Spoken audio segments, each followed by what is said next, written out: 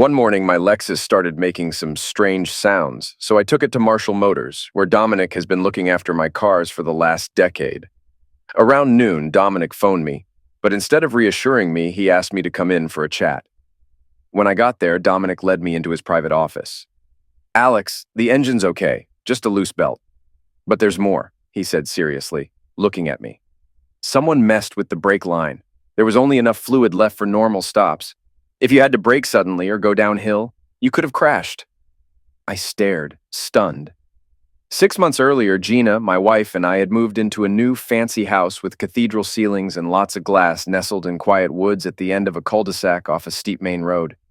If I had driven that car home that night, I might have died. After gathering my thoughts for a moment, I spoke up. "Dominic, do me a favor. Don't tell anyone about this yet. Have you fixed it?" "No, Alex. This is a serious matter, maybe a crime. I need to call the police," Dominic replied firmly. "Okay," I said, thinking. "How about this? Take photos of the brake line and write a report for the police, but hold off on calling them. Leave the car in your back lot, and I'll rent one of your older cars for a few days. There are surveillance cameras there, right?" "Yeah," Dominic nodded, still unsure. "Here's the deal. Whoever did this will likely try to cover their tracks once they realize I'm alive. So my bet is they'll attempt to steal that car from the lot in the next few nights. I prefer not to involve the police until after that happens. We'll have the surveillance footage to give them when we do." 45 minutes later, I parked the rented blue Corolla in my driveway and took the rest of the day off to think things through. The attempt on my life seemed motivated by money. As president and co-founder of Apex, a $6.8 billion software firm in Silicon Valley, I suspected someone wanted me out of the picture, possibly as part of an attack on the company.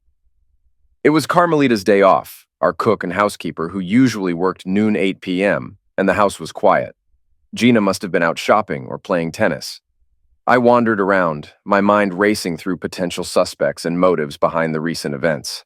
I called Jeff Denham, a friend who runs the security firm Apex uses. Without explaining much, I alerted him to a potential issue, either ongoing financial irregularities or a future threat to the company.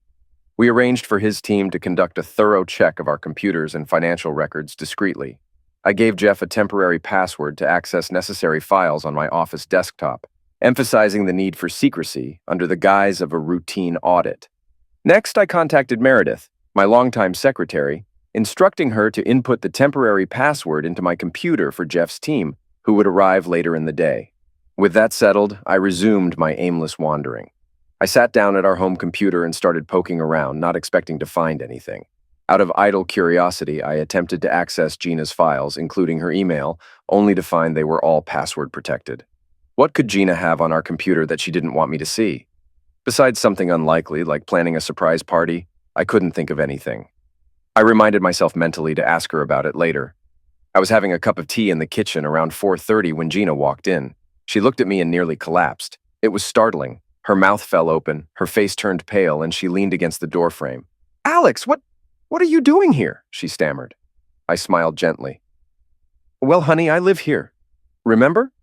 She gathered herself a bit and sat down across from me at the table.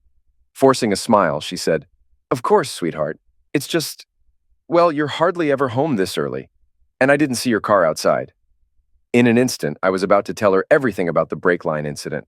Instead, I said, "There was an issue with the engine, so I had to leave it with Dominic for a few days. He gave me one of their old cars to use. That's what's in the driveway." Why hadn't I told her the truth? At the time, I thought it was because I didn't want to worry her. Didn't want to say, "Oh, by the way, someone might be trying to off me." Who wants to scare their wife? But later, when I reflected on it, I wondered if there was another reason. Why was she so shocked to see me sitting in the kitchen? Not just surprised, but completely stunned, as if it was the last thing she expected. I didn't understand her reaction, and the more I thought about it later, the more it bothered me. "Oh," she replied, visibly pulling herself together. "Well, it's nice to have you home early. What do you want to do about dinner?" "How about we go out since Carmelita's off?" I suggested. "Great!" Gina exclaimed. "Let me just shower and maybe we can go to Andante?" With that, she hurried out of the room, and a few minutes later, I heard the shower running. I placed my teacup in the sink and headed towards the bedroom, thinking I should wash my face and change into something more casual before we headed out. The bedroom door was almost shut, and to my surprise, as I got closer, I heard Gina talking quietly yet urgently on the phone. Why would she start the shower and then make a call? I hadn't heard the phone ring, so she must have dialed herself. I didn't catch much of the conversation, just snippets like, "No, Dowdle, I have no idea." "No, of course not. Yes, we'll have to. Okay, baby, bye." But it was enough to stop me cold. She was talking to Jeff Denham, my security expert friend. His nickname was Dowd, and I'd teased him with Dowdle since middle school. Gina had picked up on the nickname from me. No doubt who she was talking to. I waited for her to finish the call and go into the bathroom. Then I waited 2 more minutes before entering the bedroom to change. I washed up in the guest bathroom to avoid disturbing Gina's shower. My mind raced. What was really going on? Could Gina and my friend Jeff be involved in what happened to my car? Despite the strange events of the last few minutes, it seemed unbelievable.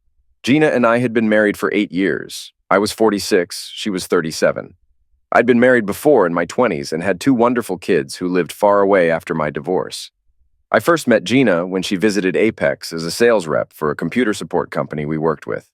I was struck by her beauty and quickly arranged a lunch date through a colleague at her company. Gina was stunning, tall at nearly 5'10", with long black hair, dark eyes, high cheekbones, and an athletic build. She had a confident way of moving that made her stand out. Soon after we met, we started dating and quickly got serious, leading to our engagement within a year. I'm older by 9 years and no supermodel, but I've done well in business, which I think appealed to Gina. I was okay with that. I saw my success as a way to attract someone like her. We set up a prenup that provided her with a modest amount if we divorced within 20 years, assuring me her love wasn't just about money. Gina loved to spend, which was fine by me since I could afford it. She was outgoing and social, always involving me in various activities and making our personal life exciting. She enjoyed flirting, but she was always loyal, coming home to me and keeping our life adventurous, from our intimate moments to extreme sports. However, recent developments involving Jeff Denham, my usual go-to for advice, have complicated things. I had him review Apex's finances, but now I'm second-guessing involving him because of my suspicions. Luckily, I hadn't let on about the tampered car. Neither Gina nor Jeff knew I was onto that. That night tested my acting skills. Gina and I had a nice dinner at Andante, sipping good Chianti. Even though I was worried, I stayed engaged, keeping up the conversation. Gina flirted under the table, and I played along, keeping things light and affectionate. I figured the evening would likely end in the bedroom, as it often did after we dined out. I decided to go with it, enjoying the moment despite my suspicions, not wanting to make Gina suspect anything. After dinner, things went as usual. Gina slipped into a red nightie, and we had a familiar, enjoyable night. The next morning, I quickly prepared for a trip to LA, arranging my flight, hotel at the Beverly Wilshire, and a limo to the airport. After a brief breakfast, I woke Gina, subtly sharing that I had to leave suddenly for a last-minute business meeting, a usual occurrence in my job. Gina, half asleep, warmly kissed me goodbye, playfully promising to keep the bed warm until I returned on Friday. During the limo ride and flight, I pondered Gina's possible involvement in the recent threats against me. Despite her innocence, doubts remained. In LA, I bought a disposable phone for secrecy and arranged a discreet lunch with Dan Cameron, a former colleague now running a successful firm, to discuss my concerns far from potential eavesdroppers like Jeff Denham. At an outdoor restaurant, Dan and I relaxed with sandwiches and beers, discussing family and work. As the conversation warmed up, I shifted to a more pressing issue. I told Dan I suspected problems at Apex and asked if he knew a reliable security firm. He recommended Vertex Securities, managed by Alan Newman, but wondered why I wasn't using Jeff Denham. I explained needing an outsider and asked Dan to contact Newman without dropping my name. Dan immediately made the call and secured an appointment for later that day. I thanked him and asked him to keep our conversation confidential. Then, I broached another subject, whether he had ever noticed anything off about Gina. Dan seemed uncomfortable and hesitated before sharing that Gina had flirted with him a few years back, just before he moved to LA. He described her advances as more than casual, suggesting something more could have been on the table. Dan looked nervous as he explained that Gina's flirting was subtle, never explicit, creating a plausible deniability.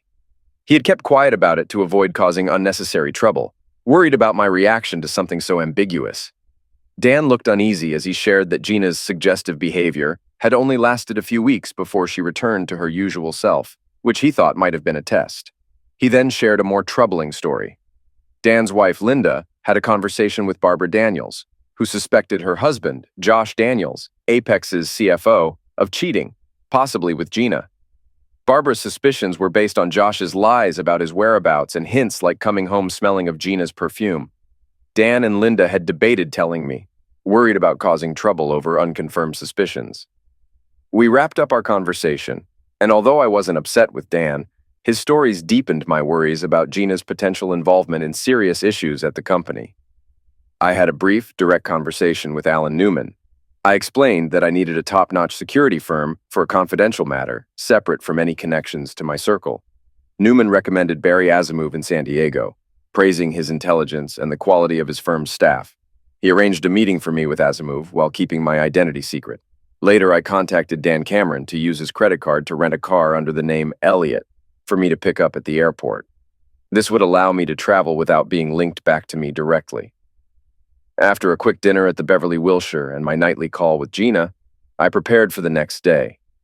I dressed down in worn-out sweats and a baseball cap, left the hotel discreetly, and took a cab to pick up the rental car at LAX. By 9:45, I was parked near Asimov's office in San Diego. Barry Asimov didn't look particularly impressive at first, with a poor comb-over and ill-fitting suit. However, within minutes of our meeting, I could tell he was extremely intelligent. I was ready to confide in him without beating around the bush. I explained to Barry Asimov that I needed a security firm for a significant and highly confidential project, requiring advanced computer skills. I emphasized the job was outside his usual area, and I was willing to pay generously, potentially up to 7 figures. Asimov asked why I chose his firm and not Alan Newman, whom I had mentioned as a referral. I explained that using Newman directly wouldn't allow me to maintain anonymity as effectively, emphasizing the need for discretion. After a brief discussion, Asimov wanted to know the full scope of the project. I shared details about my role at Apex, the company's value, and a recent life-threatening incident I suspected involved Gina and Denham, though I didn't disclose all sources of my information. Asimov recognized the need for caution, given Denham's reputation.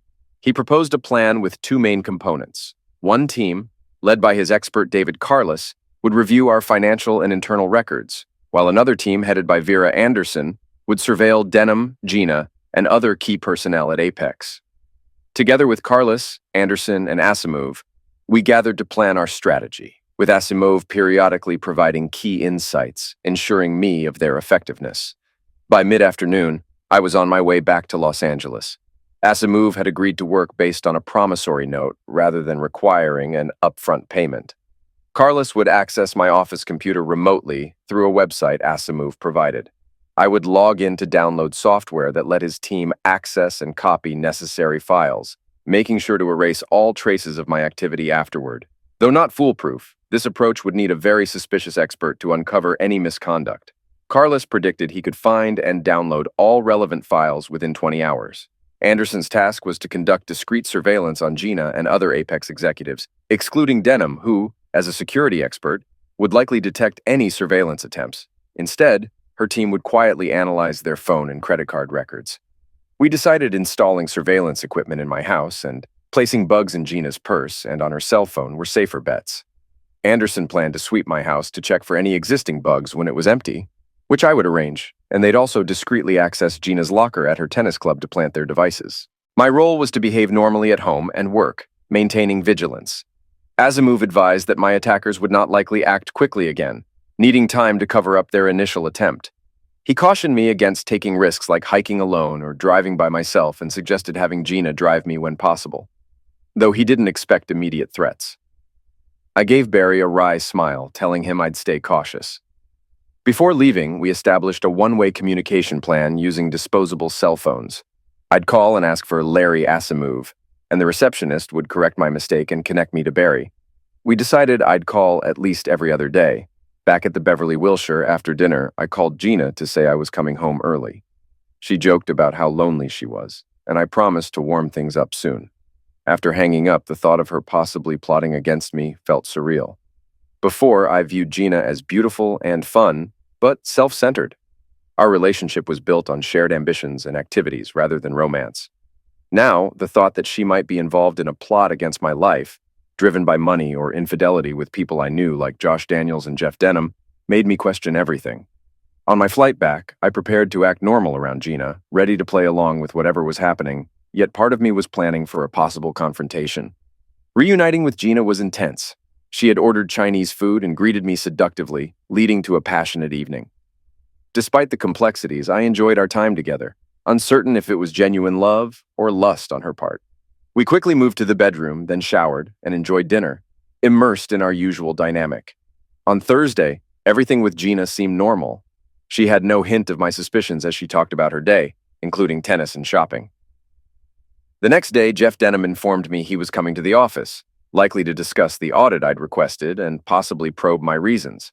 When he arrived, he casually mentioned my trip to Los Angeles, which made me wonder how he knew, though I avoided asking directly to not raise suspicion.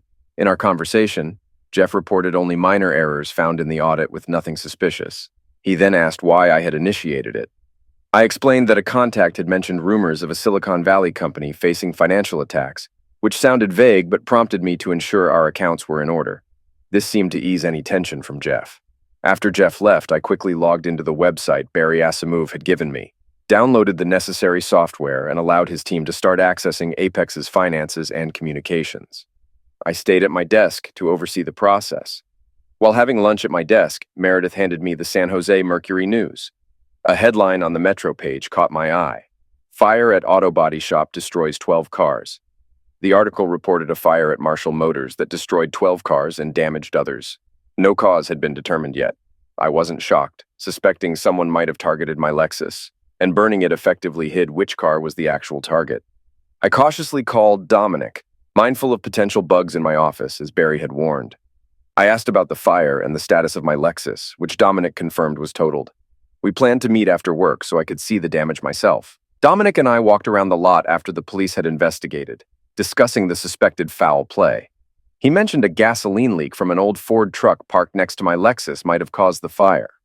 Away from potential bugs, I asked Dominic about surveillance footage, and he revealed he had made copies of the tapes for me, stored in his office.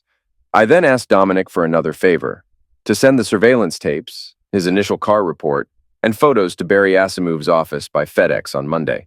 I made sure he repeated the address to confirm he got it right. I decided to leave my rental car with Dominic and started using taxis randomly to avoid any traps. While heading to a taxi stand, I quickly called Barry Asimov under the alias Larry. Barry updated me that Carlos had gathered significant data from my office computer, but needed more time to complete the downloads. Vera Anderson's team had checked my house for bugs, installed some, cracked Gina's computer password, and copied her files, though they hadn't reviewed them yet. They planned to tackle Gina's purse the next time she was at tennis. I filled Barry in about the fire at Marshall Motors and the forthcoming delivery of the tapes and report. We planned to reconnect early the next week. The weekend passed surprisingly normal. Gina and I enjoyed a lazy Saturday morning with breakfast at home, a rarity since Gina seldom cooked. We were playful, making sure to share food, a subtle check for tampering. Later, at our club, I played golf while Gina turned heads by the pool. We ended the day dining with friends and returned home for an intimate night. I preferred a particular intimate position, and after ensuring Gina's comfort with pillows, we continued passionately. On Sunday, Gina dropped me off at the office under the guise of catching up on work while she went to play tennis. I used a disposable phone to update Barry, who confirmed that Vera's operative would discreetly handle Gina's belongings at the club. I logged onto the website, set up Carlos's software, and let him work while I pondered why I wasn't more upset about my wife and best friend's apparent betrayal and Gina's involvement with Josh Daniels.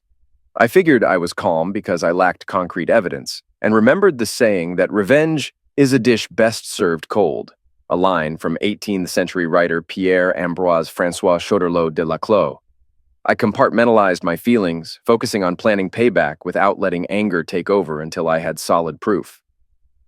Gina picked me up after her tennis and swim at 5:30. We grabbed Indian takeout for a quiet dinner at home, skipped any intimacy, watched a couple of episodes of The Sopranos, and then went to bed, marking an ordinary weekend.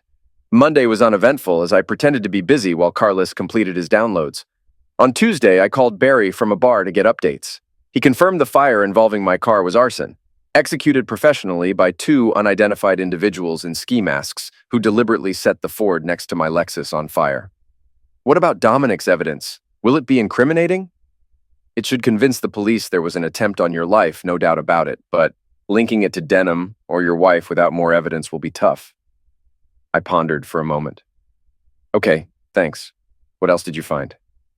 David wrapped up with your computer and his financial team suspects something fishy. They need another day or two to confirm. It seems someone siphoned off money for about 8 months, starting a bit over a year ago, using a fake subsidiary. Maybe around $2 million was taken, not more. Then they quietly shut it down. David thinks he can trace it back to a specific computer in your office with a bit more time. Any chance of recovering the money? Hard to say, but it's unlikely. Best bet is to identify the thief, involve the cops, and push for restitution. If the money's already spent, it's probably gone for good. I wasn't happy about this news. Losing $2 million wasn't catastrophic for me or the company, but it angered me on principle. Still, compared to the threat on my life, losing the money seemed less dire. And what about Gina? Did Vera's team find the bugs and access her computer files? He cleared his throat. It doesn't look good, Alex. I won't lie to you. Evidence suggests she was probably involved with 2 out of the 3 guys at Apex you mentioned, Josh Daniels and Eddie Kreitler, and she made a call to Denham from her cell on Sunday that pretty much confirms she's sleeping with him. Jesus, I muttered. I wasn't completely shocked, but having my suspicions so blatantly confirmed hit me hard, like a sudden blow to the head. Barry interrupted my dark thoughts. Listen, give us a couple more days to tie everything together. Vera's team is keeping tabs on Gina's cell phone, the bug in her purse, and the bugs in your house. They're also digging into her phone records and credit cards. Turns out she has 2 cards in her maiden name, and the bills go to a P.O. box. Did you know about that? Heck no, I replied, still feeling stunned. Alex, I know this is rough. Can you hang in there a bit longer and keep your composure while we finish up? I have to, Barry. I'll manage. Do you think they might try again on me? There was a pause. Then he said cautiously, It's possible, but they'll be cautious, especially after what happened to your car. They won't want any connections traced back to them. If you take reasonable precautions, avoiding isolated places and such, you should be okay. Want me to assign some people to watch over you? No, it's too risky with Denham's people around. I'll handle it myself. I'll call you Thursday. I'm sorry, Alex, Barry said, his tone surprisingly gentle. Yeah, me too, I replied, and hung up. Wednesday was one of the worst days I've had as an adult. I realized my marriage was over. My longtime best friend was betraying me with my wife, and one or both of them might be trying to end me. I spent the day at the office feeling isolated and overwhelmed, unable to share my turmoil with anyone. While I appeared to be working and chatted with Meredith occasionally, I was actually consumed with thoughts of revenge, waiting for Barry's team to provide the details I needed to finalize my plans. I managed to maintain appearances as a loving husband to Gina that evening, sharing a normal night of dinner, TV, and closeness. Her charm temporarily eased my disgust and anger.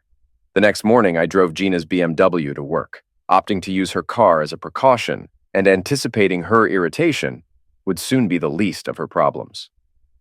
I started my day at the office by giving Meredith a list to rearrange my schedule, which she accepted without probing for details. My only appointment was with Nancy Leggett from our PR firm at 10 o'clock. We met with loud classical music playing to ensure privacy. After she left, I had lunch alone at my desk and prepared for the afternoon. Jeff Denham called wanting an immediate meeting, but I instructed Meredith to tell him to come back at 4 o'clock, suspecting he might be monitoring my activities. His reaction suggested he was indeed uneasy, which I found oddly reassuring. By 1 o'clock, I was ready in the conference room, equipped with just a laptop and a video camera set up for recording, ready for what was next. Hey there, I greeted. You must be Arthur, right? He smiled, pleased to be acknowledged.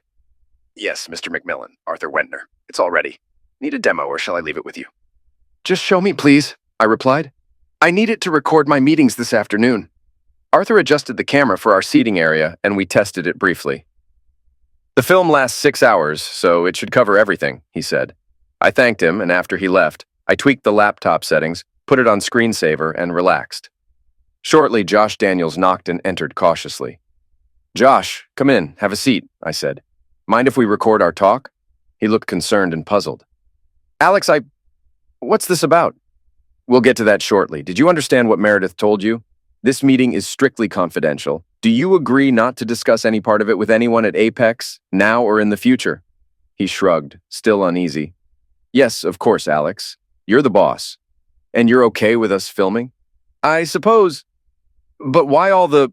I cut him off. Just hold on a moment, Josh. It'll all become clear soon.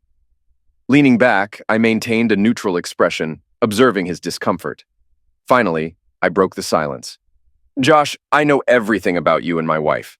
He visibly startled, attempting unsuccessfully to appear composed. His eyes couldn't meet mine. They kept darting away from my gaze. Alex, I'm not sure what you're talking about. No need to play dumb, Josh. I've got the evidence right here, I confidently lied, tapping a thick manila folder placed next to me on the table. But now I want to hear it straight from you. You're in a serious mess, and if you don't come clean, it's only going to get worse. I've been through tough negotiations in my career, but I've never seen a man look as miserable as Josh did at that moment. I relished every moment of his discomfort as I waited for him to try and wriggle out of the situation he was caught in. After a moment, he said, Alex, can we turn the camera off? No, we can't. Just spill it, Josh. I'm waiting. When did it start? And how? And how did you justify having an affair with the boss's wife for months behind his back? He kept his gaze fixed on the table. Damn, Alex, it started about 4 years ago and lasted for about 3 months. I guess you already know all that. Gina seduced me. That's what it was, plain and simple. Linda and I had known you and her for years, and she'd always been a bit flirtatious. Hell, who wouldn't be with that body?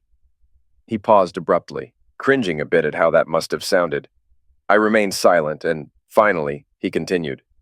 Anyway, she came on strong to me one year at the Christmas party, the one we had at that old ballroom.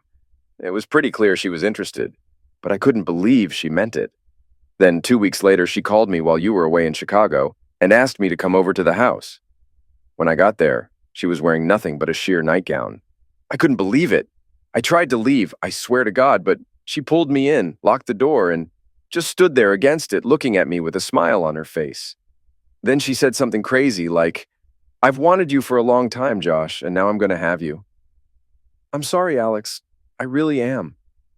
I feel like the biggest jerk in the world right now.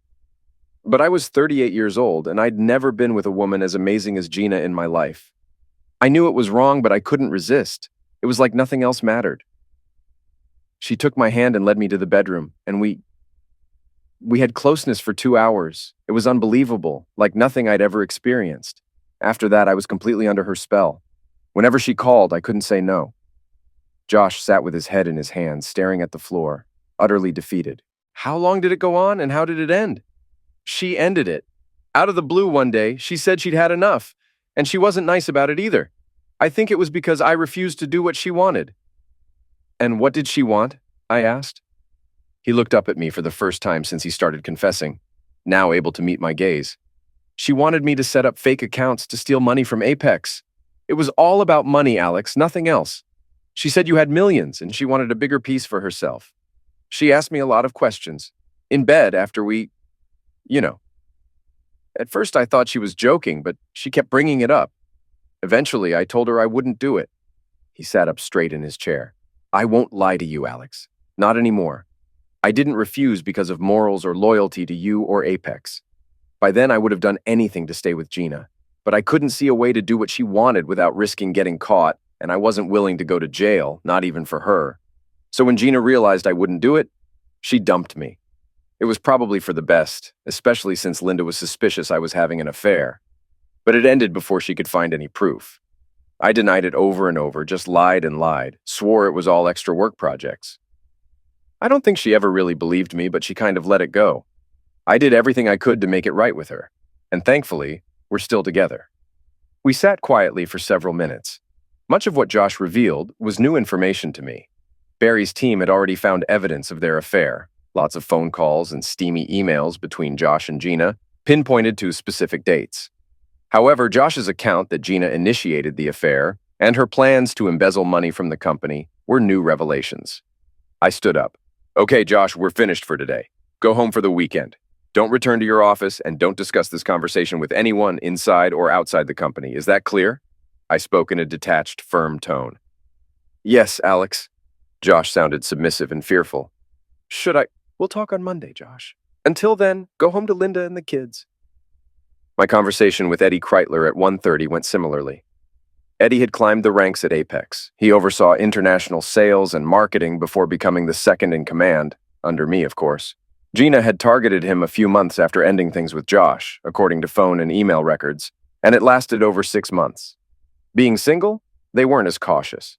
Eddie explained that Gina initially joked about stealing from the company, but it gradually became more serious. He admitted to considering various ways to do it, but never found a method that wouldn't expose him to too much risk. To be honest, Alex, the reason I didn't get involved is because the company is well managed, the financial oversight is strict, and I couldn't see a way to get away with it.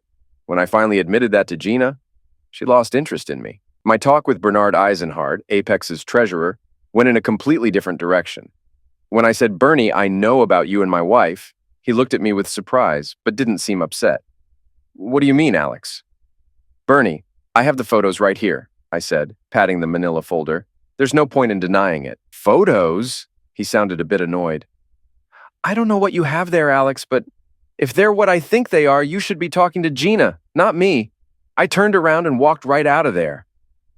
I believed him too. He seemed genuinely irritated, and Barry had confirmed they found nothing between him and Gina, except for one phone call from her to him. "Okay, Bernie, I believe you. Can you tell me what happened then?" He was still upset. "She invited me over, Alex. Said something about a surprise party, asked for my ideas on what you liked. Didn't make much sense to me. When I got there, well, you've seen the photos. She was wearing a see-through nightie barely covering her hips. She pulled me inside, kissed me, and tried to kiss me on the mouth. I'm sure that's in the pictures." "What did you do next?" "I told her I couldn't do anything with her. She's married to my boss, and I unlocked the door and walked back to my car. I just sat there, waiting for my hard-on to go down, and then I drove away. I didn't see the point in telling you, Alex. Nothing happened, and honestly, I was worried you'd blame me instead of Gina. So I let it go. And now here you are accusing me of—" His voice was getting louder with anger, so I interrupted him. "Take it easy, Bernie. Let me explain. I just found out Gina was cheating on me with at least 2 other people at work, and I'm trying to figure out what's going on. I believe you. I don't think anything happened between you two." His anger faded, and surprise took over. "2 other people? Jesus!" He leaned back. "I remember hearing a rumor about her and Josh a few years back. I didn't believe it at the time. Thought it was just gossip because she's attractive. But after what happened with me, I started to wonder. Still, I stayed out of it." We talked a bit more. I reassured him of my trust, apologized for accusing him, and stressed the need for confidentiality. Then he left. As I sat back, reflecting on what I'd learned, Meredith walked into the conference room. "Alex, Jeff Denham is outside and he's practically frantic. I know you scheduled his meeting for 4 o'clock, but he's desperate to see you right now. He's saying it's urgent, life and death. If it weren't for the security guards, he'd probably burst in here. What should I do?" I smiled at her. "Just give me 5 minutes, then you can let him in." I wanted those 5 minutes to relish what was about to happen. Discovering your best friend wants you dead isn't an everyday occurrence, and having a chance for payback is even rarer.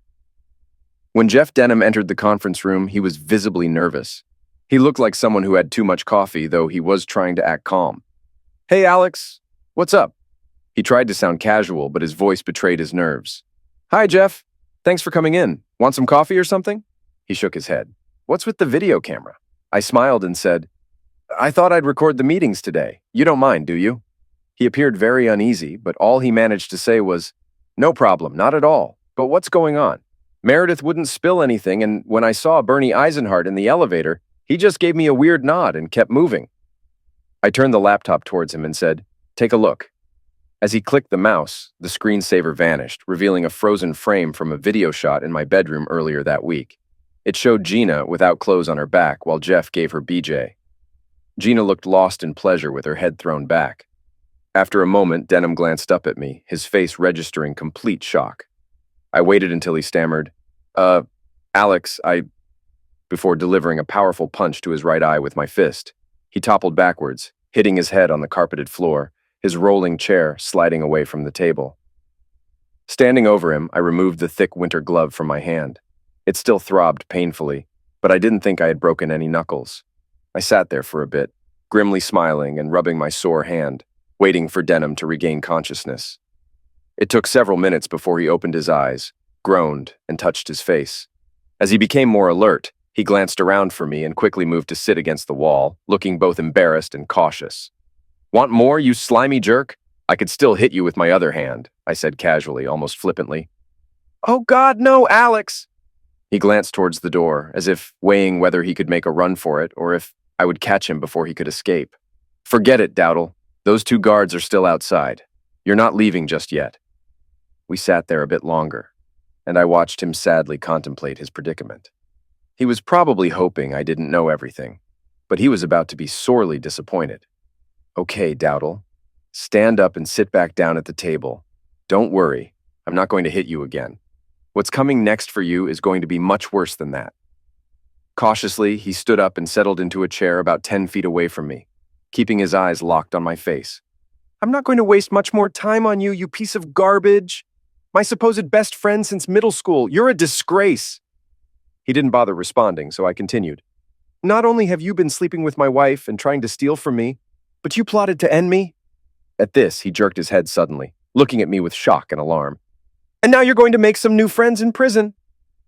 Gina has confessed everything to me, I continued, now lying through my teeth.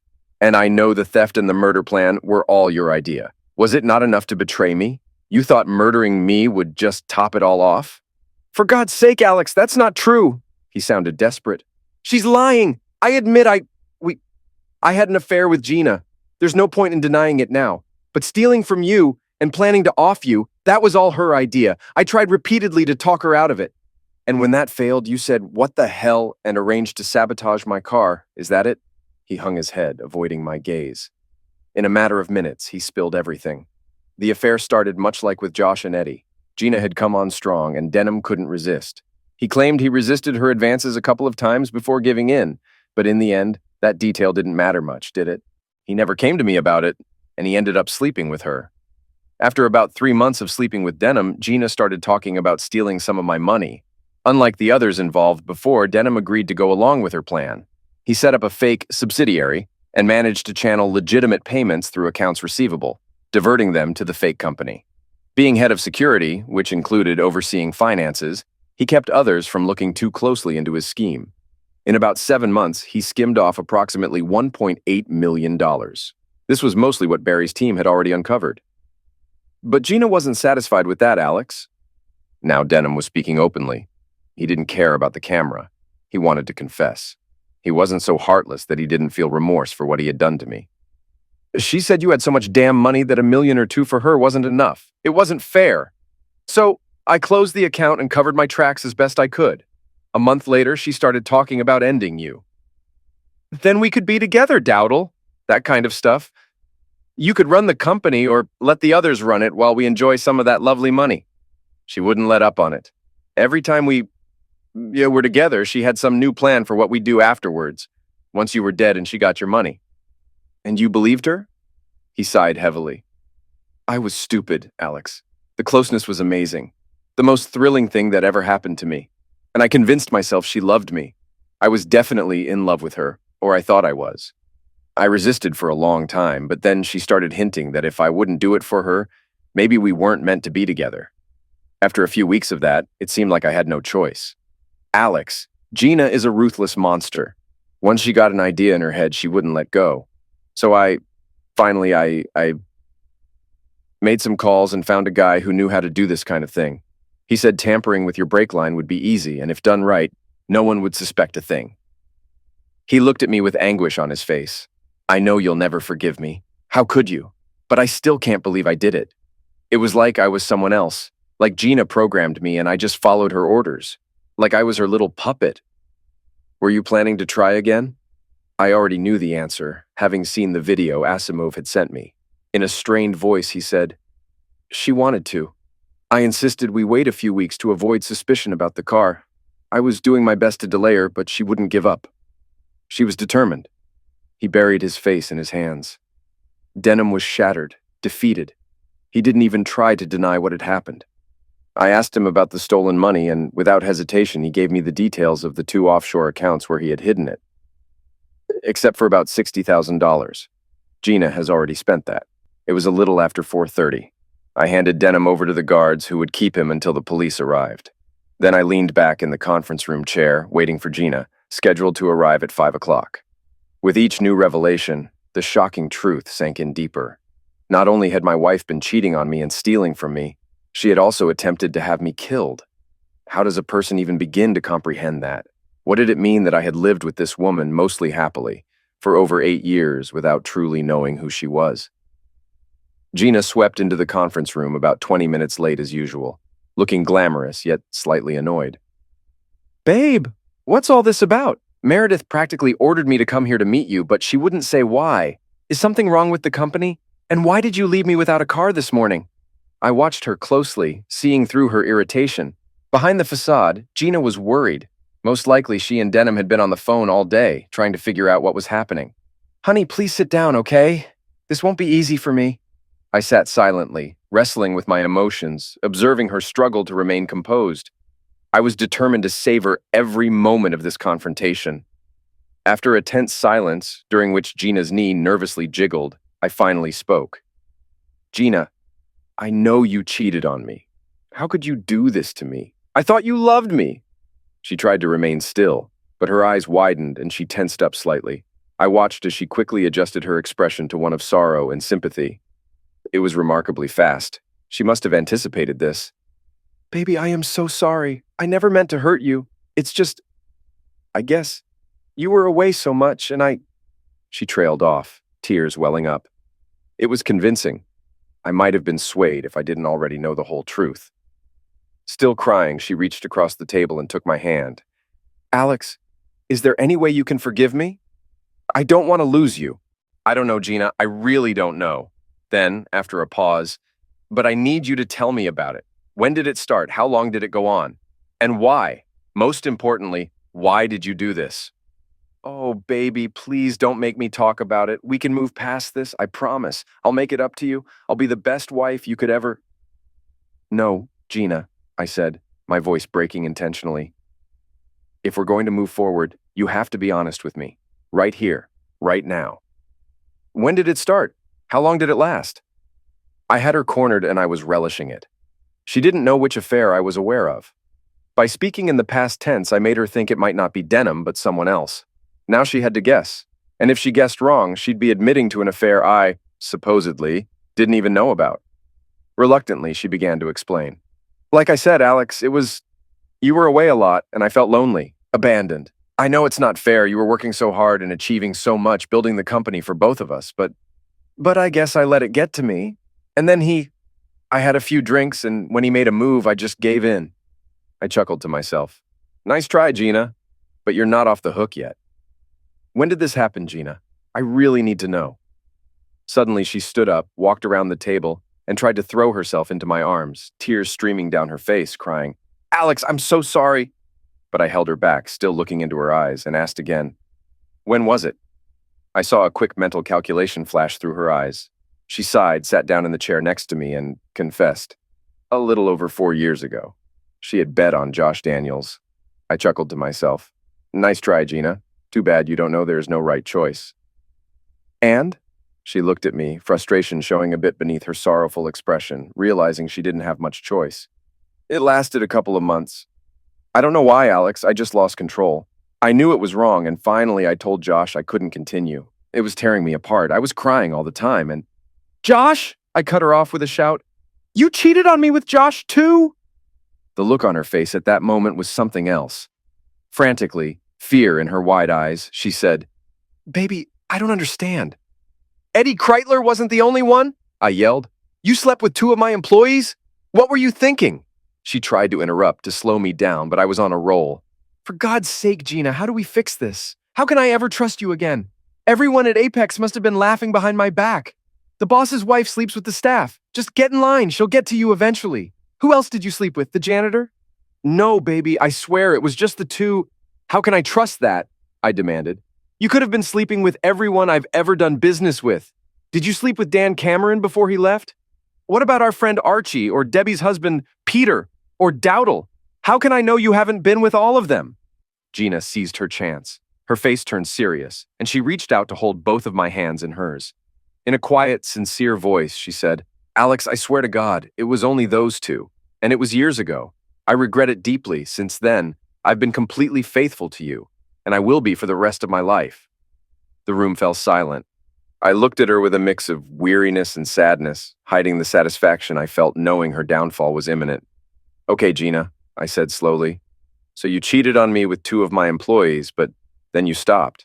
You got yourself together and decided to return to being my loyal wife. Is that it?" "Yes, baby," she replied, hope beginning to glimmer in her eyes. "Well, there's just one more thing I need to ask," I said, sliding the laptop in front of her.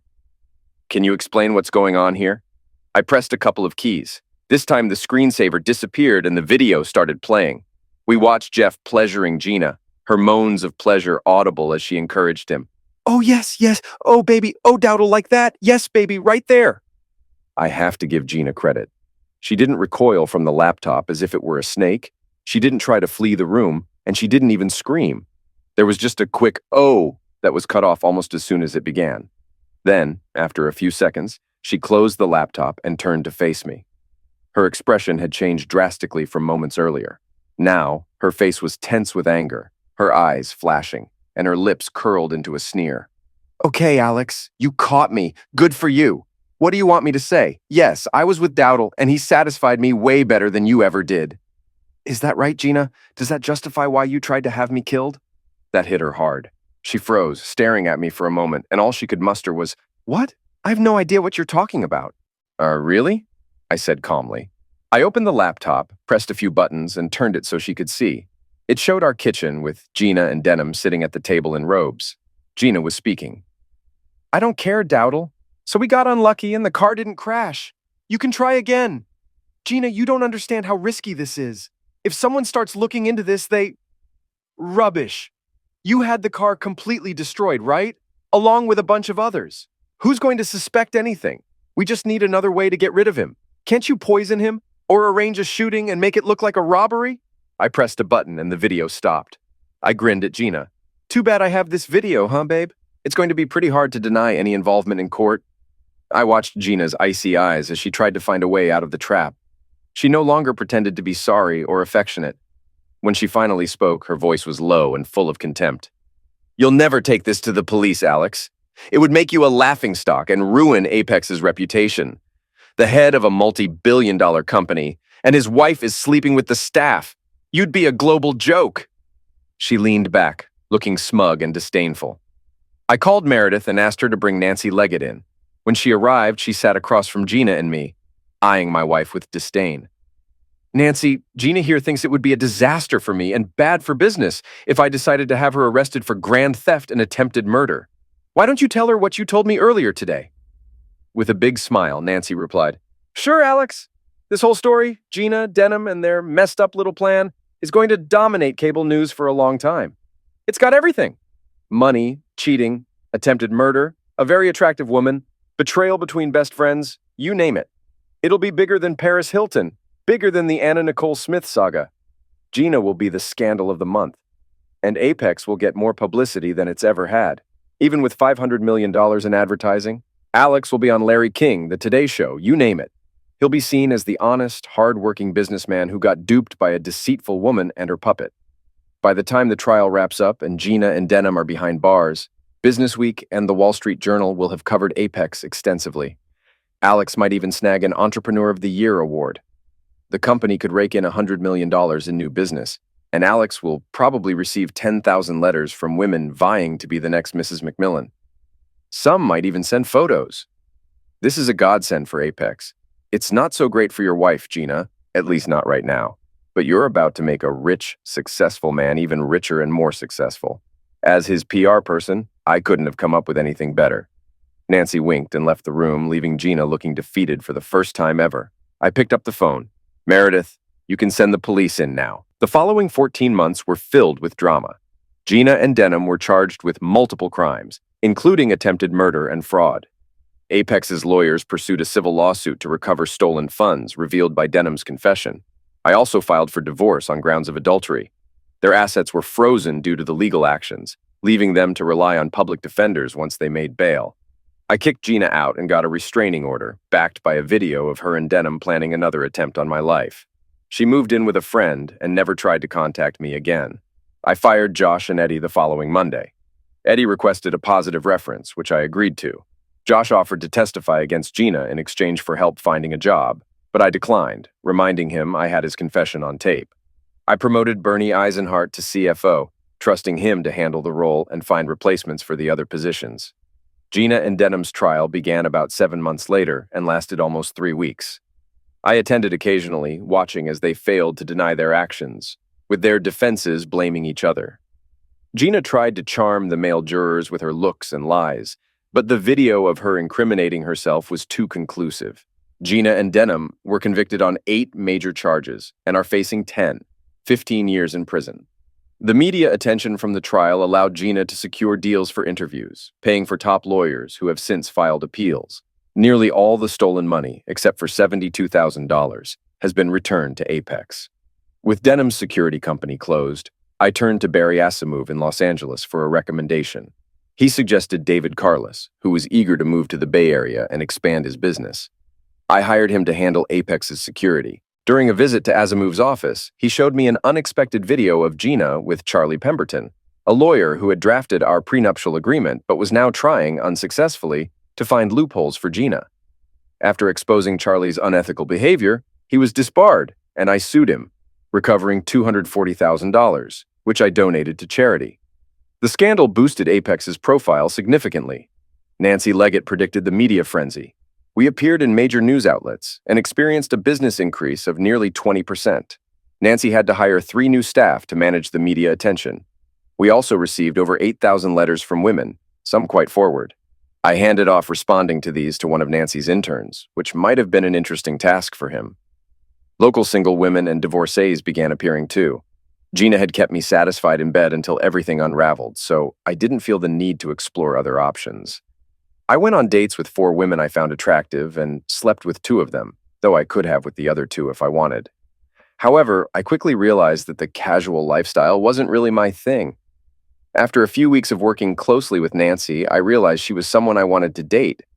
We've been seeing each other for almost a year now. Neither of us is rushing into marriage, but it's something we might consider down the line. Last Sunday was my birthday, and Nancy surprised me with a special gift.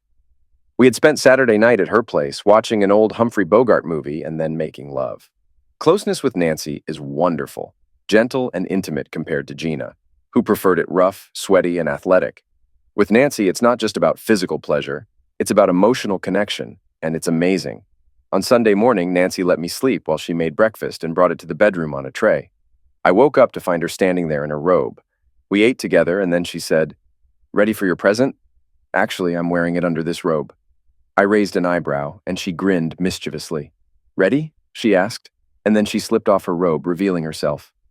She was wearing a white t-shirt that reached just past her hips, with a printed image of a stern-looking Gina, likely taken from a photo Nancy found at my house. Below the photo, in bold letters, the shirt read, "I survived the monster." I burst out laughing. Then I said, "Come here, you." I pulled Nancy down onto the bed with me, and after a few moments we removed the shirt.